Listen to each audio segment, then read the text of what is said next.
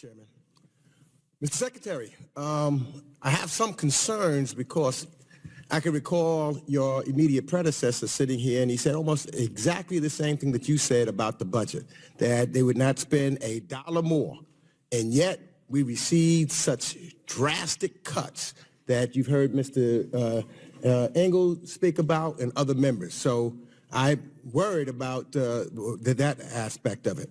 I also, when preparing for this hearing, I couldn't help but go back and I looked at some videotape. And the videotape was actually of you, Mr. Secretary, and the attitude that you had about a predecessor. You didn't give her any courtesy when Secretary Hillary Clinton was sitting in a seat before the Benghazi Committee, and you scolded her.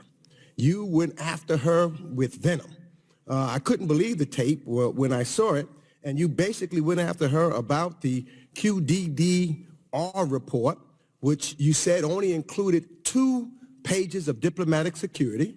You then said and implied and said clearly that meant that the report had no balance, and therefore there was no diplomacy. Security was only mentioned a few times, and so the insinuation was that therefore the secretary was not interested in diplomatic security. That came from your mouth at that time, at that testimony. So I went back and I looked at your testimony, Mr. Secretary, when you were before the Senate for confirmation. I waited patiently here listening to your testimony here today, Mr. Secretary. I have not heard you mention one single time about diplomatic security. Not once, not once. And then, I know at the time, and I would try not to play, I'm with my colleague playing politics across but we're here on Howard soil, so I think we've got to get to the facts of the matter. And on the facts of the matter, we heard the Majority Leader Kevin McCarthy at the time say that it was about bringing Hillary Clinton down.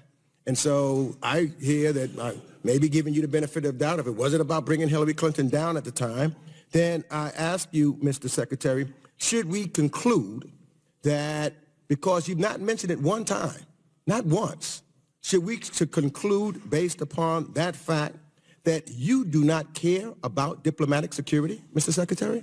Haven't heard it from you. Not once. No. You should not conclude that. I'll take you at your word. If I may respond. I'll take you at your word. You said no, I take you at your word. But I feel like I need at least a few. But I only have 5 minutes, so I'm going to take you at your word. You'll have a time. I'm going to take you at your word. You should know because I happen to agree with you. The briefing I received as a nominee was from the head of diplomatic security. Mr. Secretary, reclaiming my time. Mr. Secretary, I happen to agree with you. Was from the head of diplomatic. I happen to agree with you. Diligently working on. I happen to agree with you, Mr. Secretary. I take diplomatic security very serious. Never make an accusation. I happen to agree with you. Oh, not a real secretary is coming out. If I could just explain. Okay, we're going to give you time, but we want to give the secretary a chance to respond. He didn't do that with Secretary. Okay. He did not do that with Secretary Clinton. Let me tell you that. Okay. Well, we're going to proceed with the questions and the answers. But I agree. I'm taking him at his word that simply because something is not mentioned in the report, it does not mean that someone doesn't care. I believe that you do. That's why I didn't want to jump. I'm taking it at your word. But I think that we can conclude that what does matter is how much money is appropriated for diplomatic security.